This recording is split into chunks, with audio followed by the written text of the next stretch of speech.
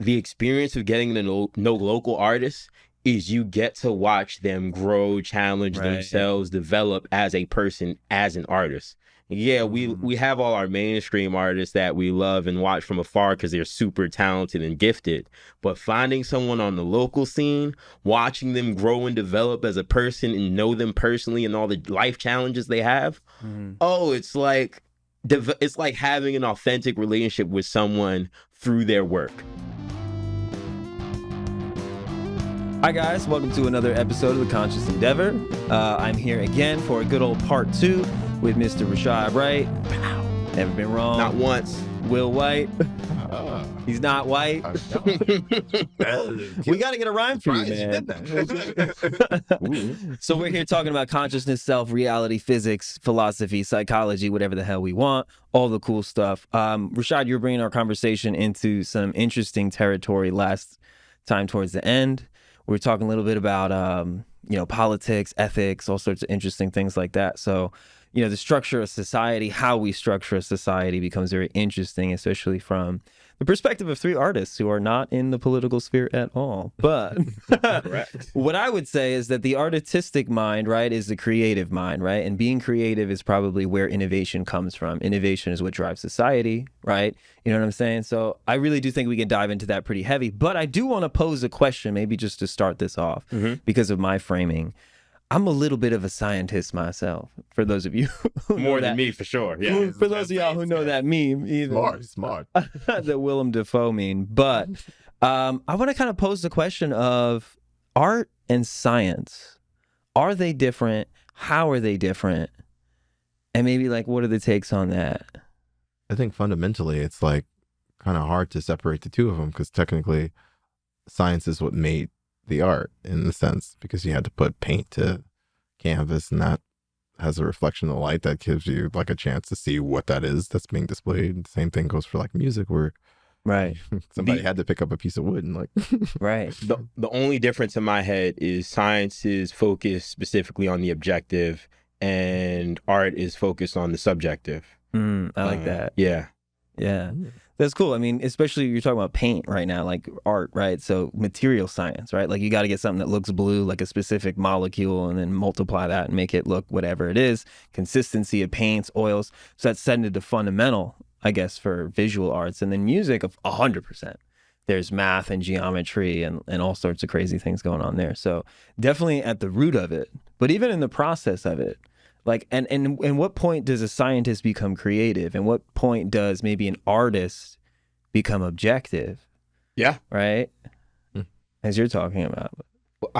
I would imagine that the hypothesis is probably the most creative part of science. Right. Getting that, before you get the conclusion, just thinking and coming up with your own solutions and then navigating from there. That sounds pretty interesting to me. How do I get to this hypothesis? I already have this answer. Yeah, it's kind of backtracking. It's interesting. Yeah, never something I had to do. Yeah, I think there's parameters with science. You know what I mean? Especially you have a hypothesis, you're looking for a specific set of this is my conclusion. You're kind of setting the frame for it. And I would say an artist kind of has parameters as well. I mean, maybe there's parameters in your instrument, or some people like to stay within a genre. Yeah. You know what I mean? If you're playing music or a certain type of, if you're specifically a surrealist painter. You know what I mean? You're looking for a certain aesthetic, I guess. But, bending those rules, definitely an artist has more ability to bend those rules, yes. I would say. The more rules you bend, the more effective the art is. For sure. I do like that idea. I think innovation comes into it too, depending on how far you want to push the needle, so to speak. Whether or not you want to delve into something that's more, more mentally, just appealing for that moment. It's I wanted to grab your attention on the mental aspect, or whether or not I wanted to grab your attention on the emotional aspect. It's more kind of how far do you really want to go to make people really put the work in either their minds or their spirits into really understanding what it is you're doing. Yeah. It's differential depending. Yeah, there's that one saying too that says art is supposed to comfort the disturbed and disturb the comfortable. Yes, love that. Yeah. So I think that's a cool little motto to kind of run by. But because art is all about, it's not necessarily about bending the rules, but it serves that function so often. a lot of activists, a lot of people that do push that envelope are artists in one way or another. Right. There's a weird correlation there. I'm not sure if people are talking about it, bringing that up. Yeah. I mean, there's an art to like speaking and to catching attention, as you even said. Yes. Like what sort of elements are you going to bring? Are you going to emotionally engage your audience? Right? Are you going to mentally engage your audience? So definitely there's like a kind of role there, and 100% an art to it. You know what I mean? As a scientist, how do you engage your audience? So, I mean, obviously it's more of a mental process, but I would have to say, I mean, I think there's a huge role in creativity or maybe a lack thereof. I mean, the thing with science, though, too, is that there's specific lines of thinking. You set your hypothesis because you say, okay, well, you know, X, Y, and Z are true. Therefore, if we, you know, set up certain conditions in order to confirm that, right, you'd set up very specific conditions. A specific behavioral experiment in psychology or something like that, see what is the driving force, or if one X, Y, or Z variables is stronger in governing behavior. If you have all three variables present, in which way would the person react? Right. And I'm talking more like behavioral psychology here. Right. So you kind of see like, and even with the mixing of it, and you can think about this maybe with colors in visual art or with tones in a chord. Right. It's like, well, if I play, you know, a major 7, right, with a, you know, 13 on top, what becomes the most prominent bit? Like, what does the ear hear? You know, does the ear ignore the seventh interval versus if the 13th interval is present? You know what I mean? So there's kind of like what takes precedent. Yeah. And with science, there's like a very particular way that the formula. Right. And it's a method. Yep. You know what I mean? like, did you, you going to chime in? No, it's just going to, you know, you're right. It kind of comes down to what the perception of the mind is able to pick up and distinguish apart from what's supposed to be just a theoretical or hypothetical sort of feeling that you get, or whether or not there's something visual and or physical for you to pay attention to. That's kind of like breaks the difference. It's interesting. The formula catch someone's attention. Wow, that's so interesting to me. Yeah. I mean, if the formula, the interesting thing again with the artists is we're always trying to break bounds. You're always trying to kind of go beyond what, because I think emulation, like you emulate as an artist, right? You emulate people that you know when you start learning the craft, but then you're trying to push the boundaries. So developing a hypothesis is the same thing as kind of like putting out a new song, right? Like trying to say, okay, well, where is this going to go and how is that going to even push, you know, as you're saying, mentally and emotionally, you know, how that pushes the paradigm. Because a lot of the ways, you know, even that we think about ourselves in terms of psychology is like science that was like hot like 30 years ago. You know what I mean? To stay up on, you know, with the current trend. It's kind of like when you go to an underground arts kind of thing. It's just like, what are people doing? You know what I mean? Like, there's just things that are so outlandish and you're just like, oh, okay. Like, you know, way beyond what you'd consider to be. I mean, even going to your event right before you guys shipped out for the contest. Word. Right? You know, like thinking that I'm thinking like, oh, poetry, like traditional rhyme scheme, blah, blah, blah. Like, and y'all just broke all that. Yeah. And you just went in a completely different direction, which was absolutely amazing to observe. But yeah. I think as an artist, the whole idea that we're the people that are kind of like the only ones celebrated for breaking rules. It's so weird to put, well, context. I just started a job at UPS this week, and being at that job is literally like Tetris, me moving boxes and arranging them in the right way. And my whole job as an artist is seeing this page, and I'm also editing my book right now. So I'm moving all these words around and scrambling them up with the intention of being as unconventional as possible, but still lending itself to the narrative. Like half of this line is over here because the narrative is about distance. So of course the words in the poem are gonna be separated and scattered if I'm talking about two kids that grew up in a different household. Opposed to the extremely concrete way, no, Rashad, you lift the box up, you put it here. No, Rashad, you have to make sure that the ladder is as close to possible as the surface. It's like, yeah, very concrete rules and structures that I'm celebrated for in one arena, but punished for in the other. Like, right. I'm personally very anti-traditional poetry. I think you can tell just by listening to my work or seeing it even. So yeah, the idea in my head right now is just rules and structure. That's all I'm thinking about.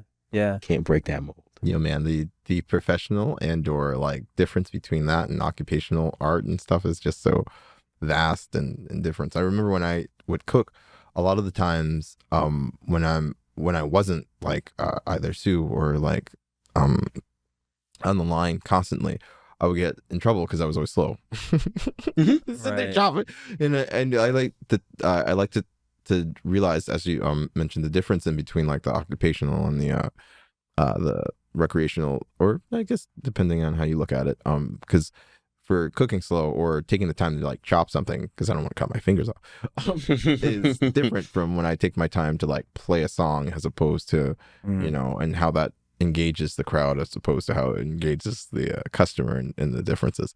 I find that very funny, trying to organize something to come out straight and proper, but at the time that you take the time to like to purposefully disorganize it so that it's like it comes out even, oh, it's cool, it sounds cool like that, you didn't put it in the order that it was supposed to be. It's interesting. I love how that affects us as just general people who are observing and or consuming art, as opposed to those who are making it. As a good example, Salvador Dali's paintings, you wouldn't really like look at and be like, oh yeah, that makes a lot of sense. Until you like you take the time to like really like, oh, this is what it was about.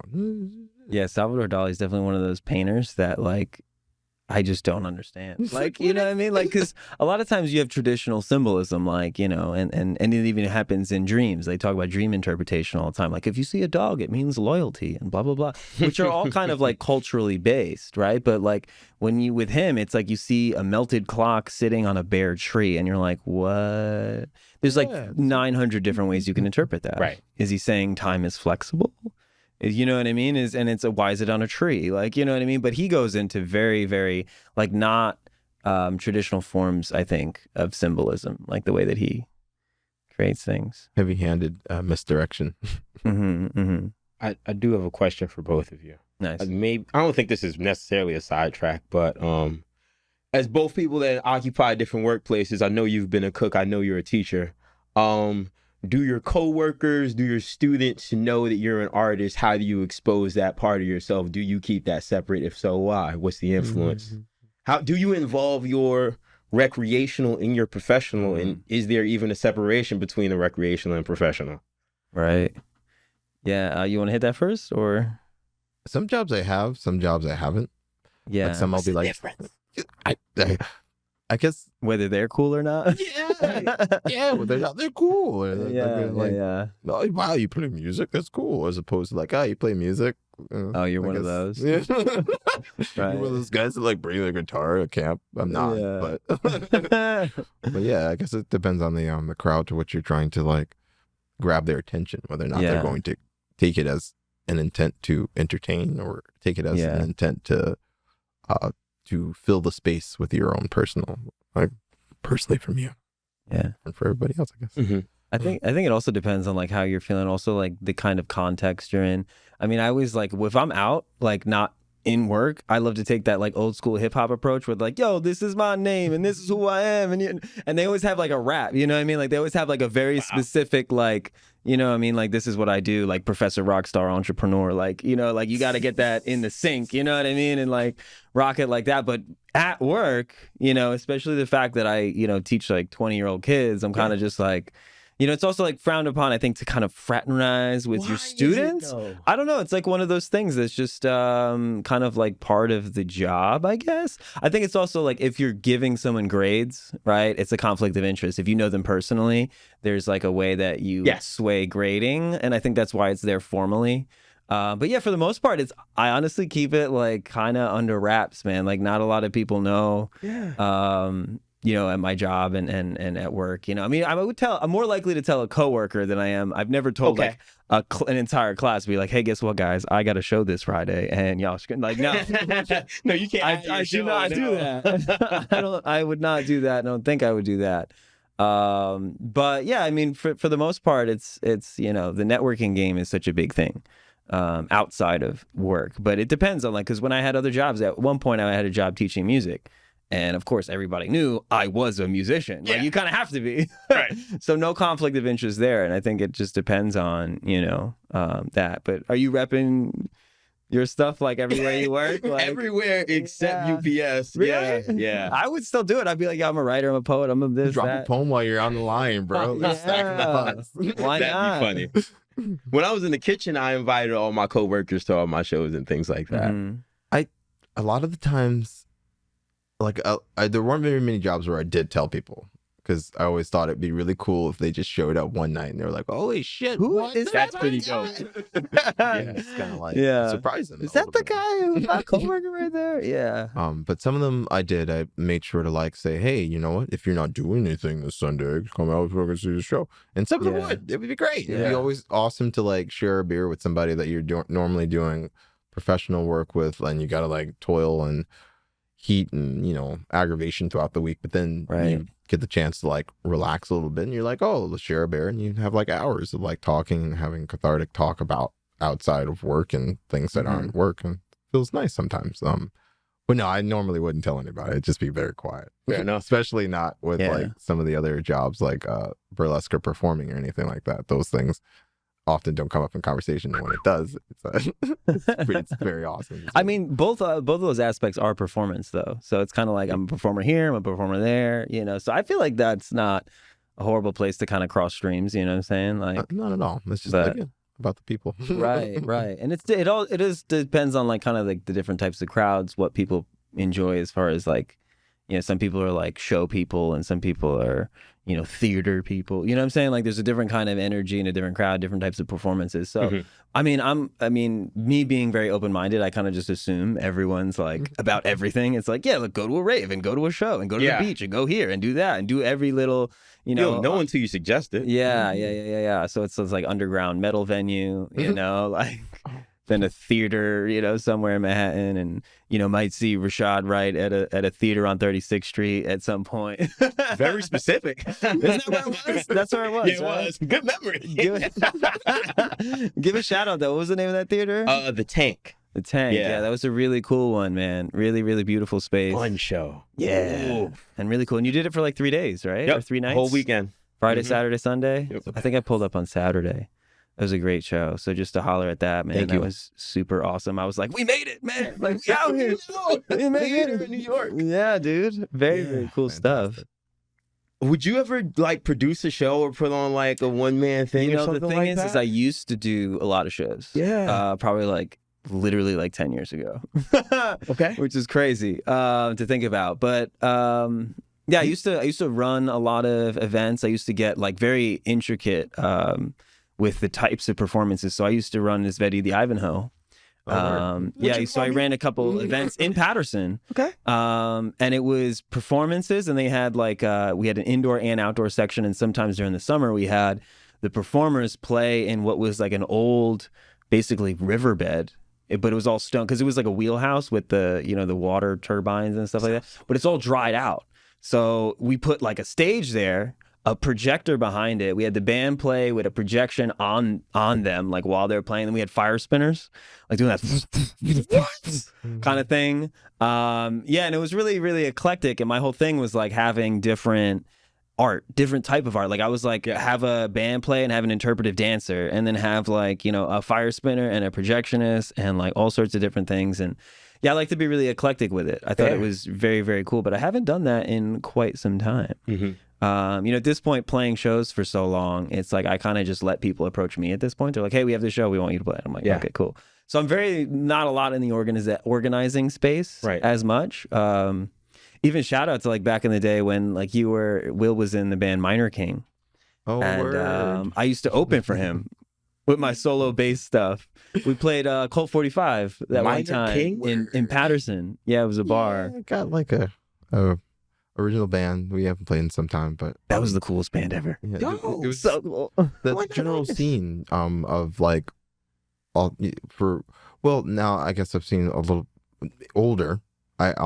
The general scene of like artistic expression is definitely turn the dial down a lot. I've noticed in certain areas of like Jersey or New York. Really? So it's interesting to see how that's changed, because I've always liked to watch how the different groups became, you know, different in time, like seeing how your friends grow up and everything. But now there's like all types of new different genres, which is really cool, because there's like subgenres that that kind of break the traditional mold out of what our parents thought was cool and what they thought their parents thought was cool, and how what we think are cool. It's so cool to see how more and more the open mind becomes subcategories and genres that just kind of split off into different things. It's very cool. Yeah. And that was one of the first places where most of that performance energy kind of manifested for me to like let's try and do this professionally in some sense.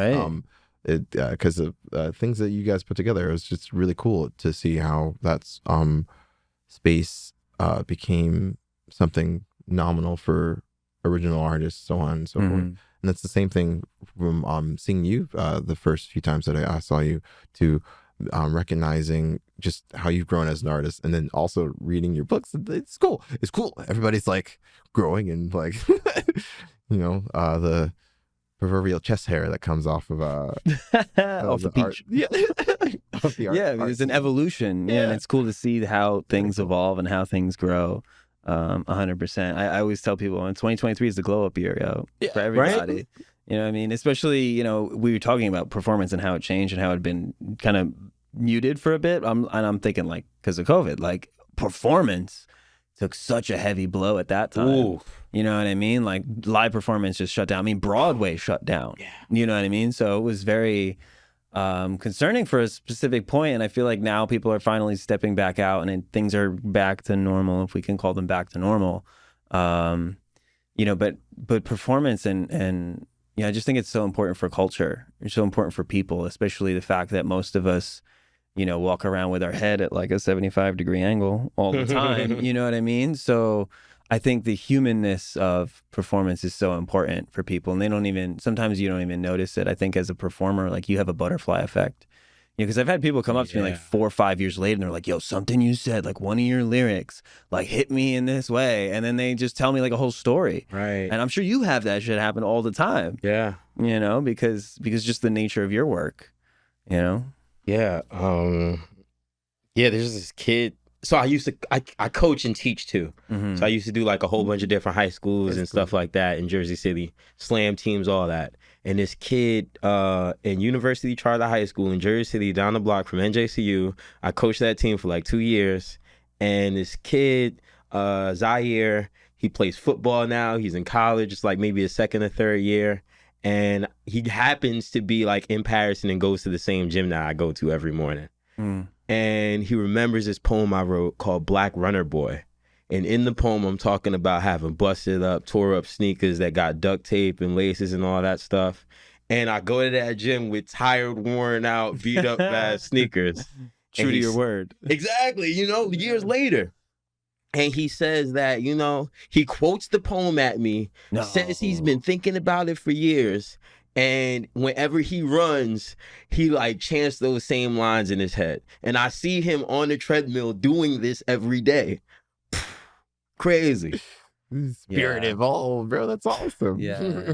That's one thing I do want to at least bring up is the experience of getting to know local artists is you get to watch them grow, challenge themselves, develop as a person, as an artist. Yeah, we have all our mainstream artists that we love and watch from afar because they're super talented and gifted. But finding someone on the local scene, watching them grow and develop as a person and know them personally and all the life challenges they have, it's like having an authentic relationship with someone through their work. Right. Because, I mean, I didn't know that you two knew each other as long as you did. You were talking about a band that he was in that I never even heard of. I'm like, whoa. Yeah. I just got a whole other part to the story. Yeah. Yeah, the story is complicated, man, and depending on what I always like to say, it's the tangled web we weave. Like, to be all poetic about it, you know, these intersections of how, and again, like that butterfly effect shit, man, it's like so real because some people, you know, they don't go out for a while and then they go to an event and they're just like, wow, like humans are cool. Like, you know what I mean? Like sharing, and especially with art in and of itself too, is like art comes with the fact that you have to be vulnerable. You think so? 100%. Okay. 100,000%. Because you're bearing your soul to people. I mean, with music, with the lyrics I write, with my voice, you know what I mean? That's 100% of who I am. And especially maybe depending on how deep you write into your stuff. You might write like surface level stuff that doesn't reveal a lot about you. But for me, like, I feel like just even the singing voice, like is like the vibration of your being, you know, and it's something so close and personal. And people get really nervous with like singing because they're like, oh, it's my voice. Yeah. And if someone's judging your voice, it's like, it's your voice. You can't change your voice. You can train it, I think. But like people think that like, you know, if they're going to look at my voice and they're, you know, it's so personal to who you are, I feel like. So you're kind of leaving yourself open to judgment. Yeah, but sure. You're also opening a piece of you that's very close to your heart, I feel like, you know, and that takes bravery, studios. Nice. I got a question for both of you. At what point, speaking of being open-minded and sensitive in those parts, at what point do you find when you're performing live or by yourself, do you find that you go into what I think for me, I consider it like a flow state where you kind of lose yourself in the like transient properties of what you're doing, that performance, that vibration where you're connected to your soul, or those words that connect you to that deeper part of yourself that kind of like just zones out and lets the art, you know, feel free. What part or what point do you find yourself coming to that part of performance? Well, you know, when you lose yourself in the music, the moment, you own it and you never let it go. No, you only get... I think it's confusing as hell, to be honest with you. Like sometimes it's really funny because sometimes I'm like playing the bass part while singing. So it's like I'm playing and I got the playing down to like muscle memory, right? So the playing is happening, right? Not really thinking about it, but then singing the lyrics and then kind of thinking about the words and the intention, hitting the right notes. But then all of a sudden I start looking around and I see people in the crowd, and then I have like a thought of like what I'm going to do after the show. And then my brain's just like 4 layers deep on like something. And then you got to like try to trickle back and lose it and come back to it. But having a really mindful intention, I think, is extremely important. Yes. You know, and sticking to it. Every time I start a show, a lot of times I'll start the show depending on the energy of the room. You know, it's like if the energy of the room is hot, I'll come in with a song that's heavy, that hits. You know what I mean? But if the energy of the room is like chill, I'll come in like real under the surface. And sometimes I have a volume pedal, right? So I'll swell into certain chords, right? So I'll have this,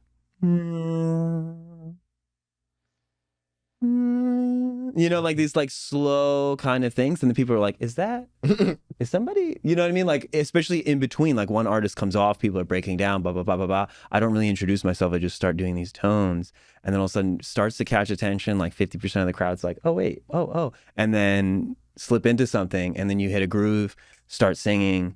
And then people are like, oh, like, you know what I mean? So I definitely take like an energetic approach. I don't know if I'm answering the question, but... yeah, that's what I was. Well, I agree with you 100%, especially in the idea of intention. And I think you might really relate to this as a dancer, since I'm not a musician, I'm not tethered to a instrument or anything like that. Right. I have full range of my body to embrace in a performance. So, for example, I think people think flow state is something you reach by a lack of intention or just freeing yourself. For me personally, it's when I know everything I'm going to say. Right. And that's not even something I have to think about anymore. So I can be so much more intentional with everything else I do. Like this motion looks very differently than that. and it communicates something different to the crowd. I know people in the back might not get to see hand motions down here. They can see me if I'm big, large, and I'm charging up top. So, flow state for me is when I'm so aware that I can make all those super minor nudges and adjustments. I got the art down to a science, to the point that I can do whatever I want to my body, move around the room, work the crowd, do some manipulation with the microphone, working on tone, voice, pace, inflection. The more things I can think about and nail, the more intricate and intentional the performance is. Sweet. Yeah, I want to emphasize the fact that you said art as a science. I did, yeah, that did happen. So just to bring back that initial intention, you know what I'm saying? Yeah, I mean, flow state too is like kind of like transcendence. It's like losing yourself in that space, and I definitely think that's really important. I close my eyes a lot too. Oh, really? When I perform, yeah, because a lot of times you want to tune in. Like if you want to express your music appropriately, and this isn't for everybody, but for me, like when I want to really catch like into the wave of like what I'm trying to make, I will close my eyes and get out of the room. Yeah. You know what I mean? It's just me, my instrument, and the intention. Because it kind of helps me keep the intention. You know what I mean? Especially when you're playing and singing and you have like, I guess, multiple things like in your brain. I kind of have to turn a little bit off, you know what I mean? From that stimulus, because it's like, it's too many layers. Also kind of helps me because it's funny too, because like you will literally up playing, singing, thinking about lyrics, and then you're looking at like people in the crowd, you're kind of seeing how people are receiving it, and that's a whole other level. And when I'm on point, I will like literally make eye contact with everyone. Like in the room, I will literally like go around and be like, you know, but sometimes I have to pull back and I'll close my eyes and just to get back into like my initial intention. Yeah. But I want you to answer that question now. Oh, for sure. Well, you both kind of made it very, very interesting points about intent throughout the entirety of the thing, and it's kind of like, okay, well, that's definitely shaped how I think about it now. Cause I'm like, oh shit, yeah, right, intent, yeah, good point. Right. There's different forms of it. I think, Rashad, you definitely put a big like understanding of what your body does when you're in the chant and performing, dancing or something like that. There's an attention to capture when looking directly at someone to like see how they react to that particular type of motion, and how that mind's eye captures that particular expression of art. And I feel like when entering that type of just hypnotic state of like full expression, it's kind of like so interesting to see how your body will morph and or move to try and compensate for what you're seeing, what you're feeling, all those different influences, key points of reference for your body to then focus on and or interact with individually. And I think those parts are just parts of the human body that a lot of us get confused for not being like superpowers, because there's not moments where your brain or mind can process those different types of calculations all at once, and then also to then purvey them in a way that's both comforting and or inviting for those to whom are watching, but also at the same time using it to then find catharsis and fundamental relaxation within yourself. So at those points, I think personally for me, I find it when we can share that equal level of catharsis at that one point where we're all just kind of like imbuing and or embracing those different points of like expression and or safeness, and being able to enjoy what it is that you're seeing or interacting with, depending on what it is. It's always and now putting the intent upon that being the number one reference for you doing it is so much cooler, because it's like, wow, okay, everybody's kind of intent on enjoying this one moment of just pure like interaction with both spiritual, mental, physical, emotional, all those different spectrums of interactions. It's interesting. I like how you use the word hypnotic there too, because because that's, I feel like, why I close my eyes, you know what I mean? Because it's like you're trying to get into that space or into this kind of trance-like space where almost maybe I want to say transient, like, you know, like you're kind of conveying it. And, you know, as you're saying, this kind of shared experience that you have with the audience. I've always kind of thought that performance is like a vicarious thing. Like people live through you by watching you, you know? So like they see a performer and they're like, wow, that person's like so free and look how they move. And then they're like, I want to be that free. And they feel that free by, you know, watching you and observing you. Same thing as you're saying, catharsis, like a release. Like if people are upset or people are, you know, feeling some type of way and they see someone on stage like just going crazy, they love it. They're like, yeah, man, like let that shit out. You know what I mean? So I feel like there's this kind of element where like people are living through your expression, you know, and that's, you know, kind of interesting to me. You reminded me of something I was thinking about just this day. I was thinking about intent and the goal of myself as a performer. Because like I perform with a band and musicians. Chill Brown. We're at the real Chill Brown on Instagram. Thank you. And Chill Brown, as a group of musicians mainly, often their goal is recording, getting their music to a craft and being able to record it. Once it's recorded and we're performing live, their goal is to get that perfect version and replicate it and do it as many times as possible. My goal as someone that's so much more performance oriented, much less recording intentional, my goal is to connect with the audience on every possible level that I can. So I'm using my body, I'm using my voice. I might even walk up to you and dance with you during a set or a Chill Brown show. Them as artists, they have a very different goal. And even though even though all of us are performing live, the intention is very different. And I wanted to hear from y'all, as people that perform and record. Right. It's like, for example, me, I would never wear shades during a show or on stage. Really? I would never wear like a cap that might have a shadow that would cover my eyes. Right.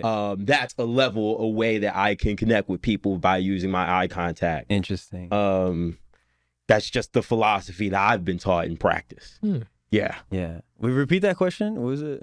So like, as a performance artist / recording artist, how does that influence you being on stage and how you interact with the audience? Is it about you interacting with your music and your work, or is it about that person that's in front of you?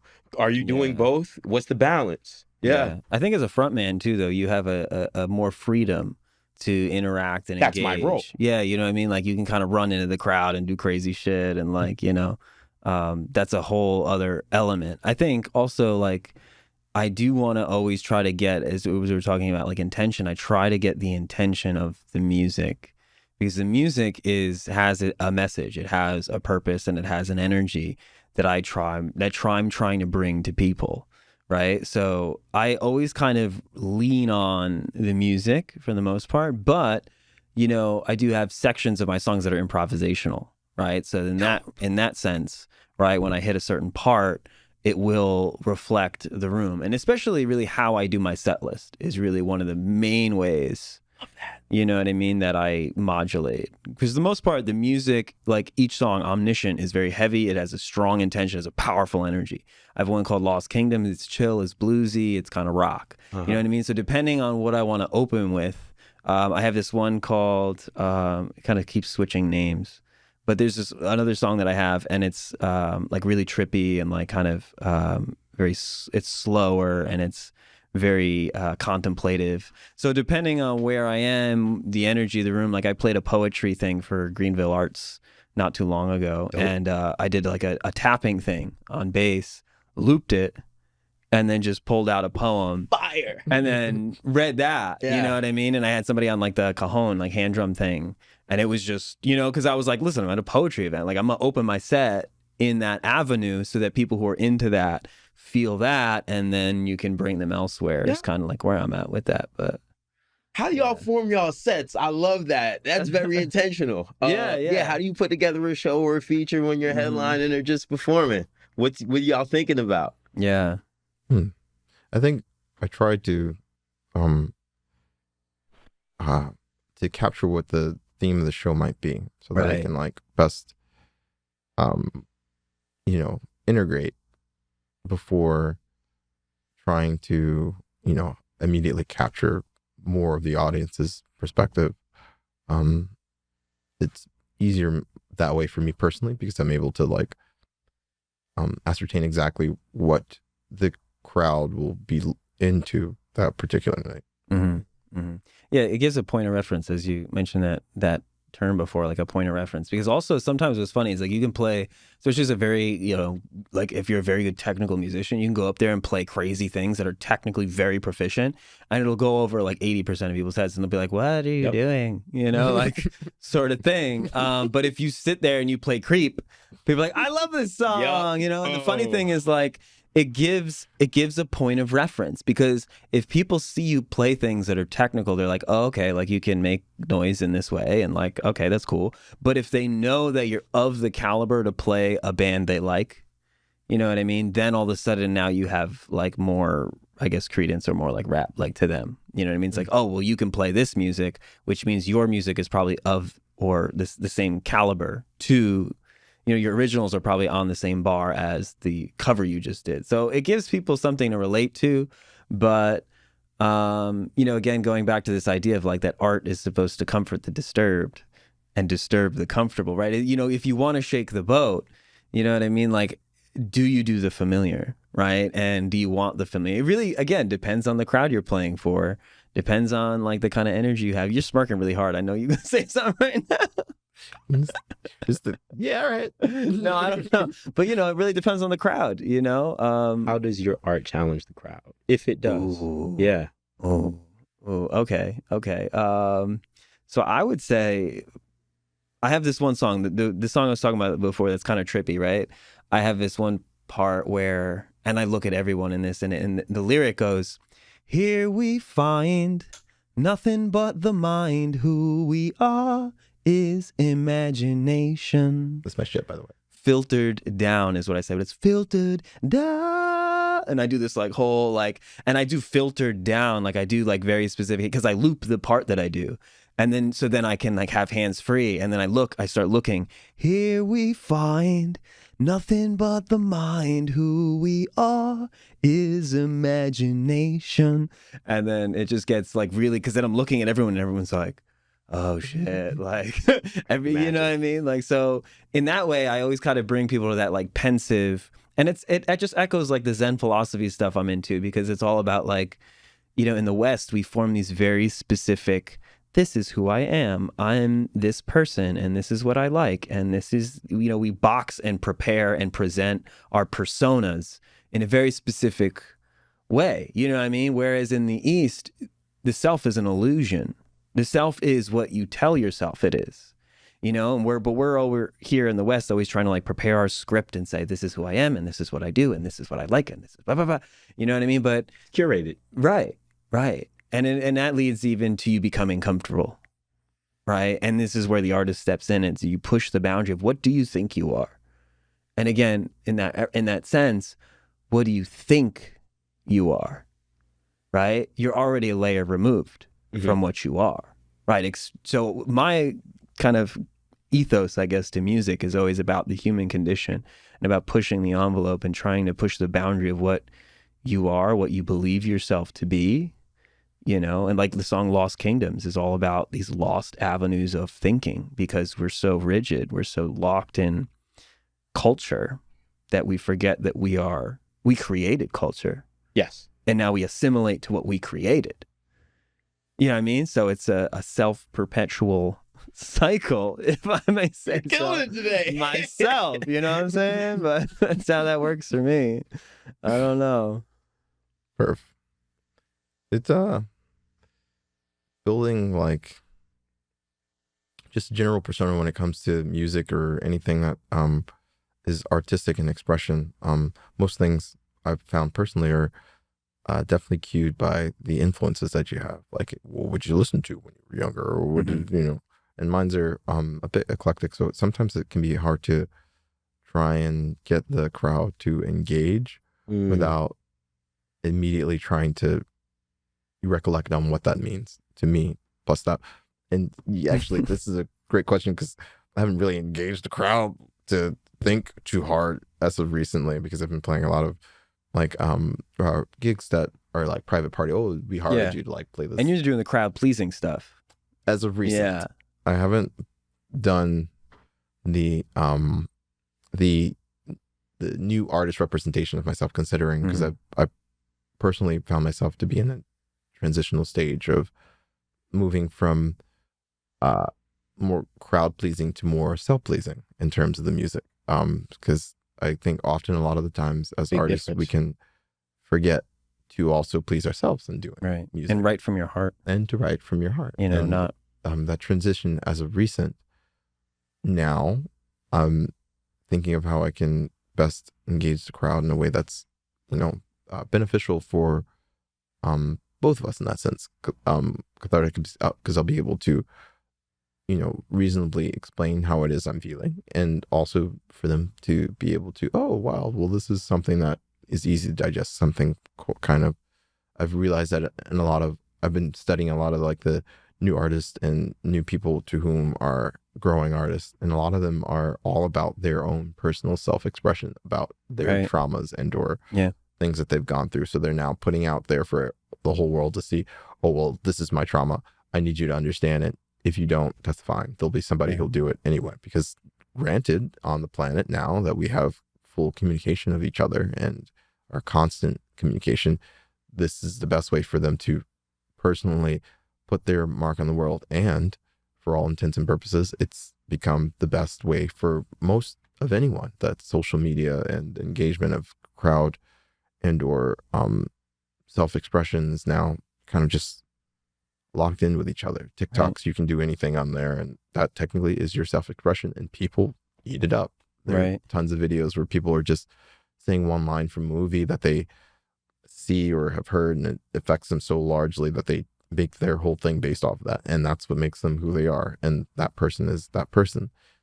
Now, putting into perspective and having such a, for me personally, a philosophical question that kind of questions the core of what I do as a musician and or performer or anything, and how I give that to people and how they receive it. I find that I will have to structure like music and or a list that's more prevalent to how they will receive it, and how I can best challenge them on emotional spectrum to see what they feel. So thank you for asking the questions. Yeah, I like that, challenging the emotional spectrum. I like that a lot. But even though you're doing, you know, you're talking about doing covers and doing things that other people like, but I think you're very original in the way that you do it. Because for those of you who have not seen Wyl perform, you know, you're playing guitar, looping the guitar, singing on that, then pulling out a violin and doing a solo. You know what I mean? So the way that you, even though these are covers, like there's no violin in the original track.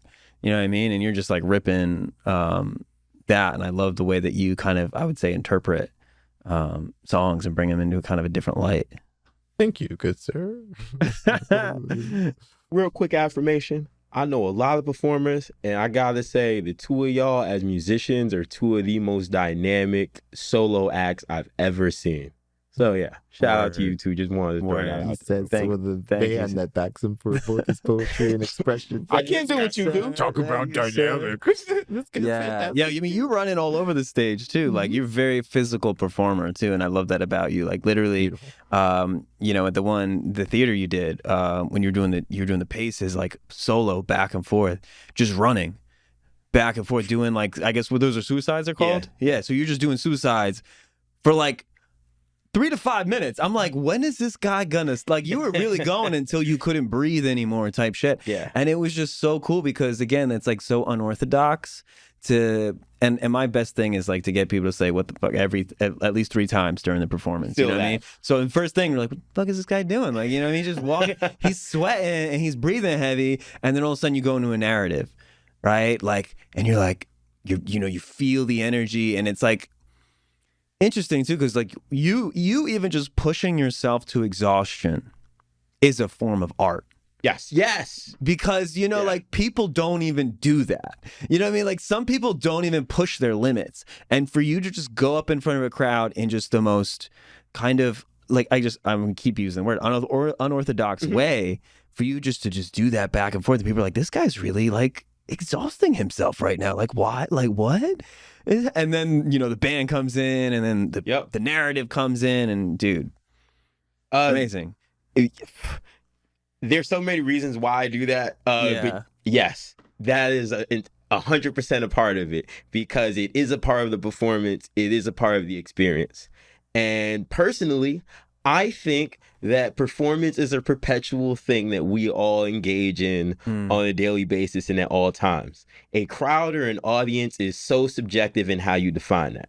An audience is technically whoever's listening to you and observing you or watching you at the moment. You don't have to be on stage. The thing you're sharing doesn't have to be art. Performance is you leaving an impression on an audience. Right. When I go to the gym and I'm in a pool of sweat and the people at the register clock me in, they know that I worked out before I even got there. It's a performance. I'm leaving an impression on these people.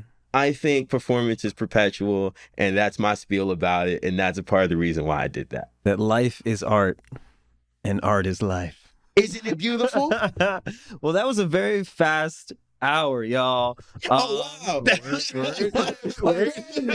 So, you guys could catch both of these homies in their element. Please do. You will not regret it. Mr. Wyl White, Mr. Rashad Wright.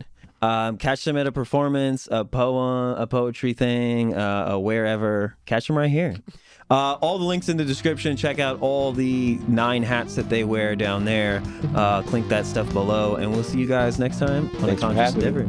Pleasure. Thanks for being here, guys.